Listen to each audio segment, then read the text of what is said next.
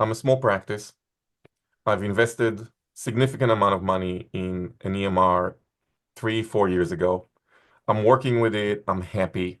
Why am I going to look at another solution, which I understand helps me with the lifestyle medicine aspect, it give me the 6 bells, give me I get the bells and whistles. I want it, but to be honest, it's a pain to now take a platform and shift. Like I have to change direction. I have to bring the information.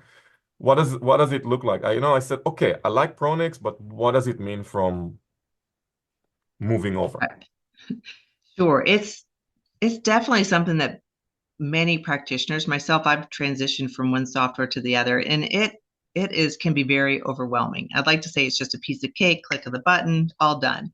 But in reality, it is easier, I think, than what a lot of us may think. As long as you can export your data from one system, you can actually import that into the other, and you can actually then, if you have your templates sort of laid out, the great thing about Pronex is that I don't know if I like to use these words, but it's considered 85 to 90% what they call baked, or it's all set. But other than that, it's very customizable. So it allows you to easily, if you get your data out of your current one, which generally is not that difficult, to put it in there, they actually help you every step of the way in terms of integrating that in and then building the templates that will help you function in the most efficient way possible that you're used to.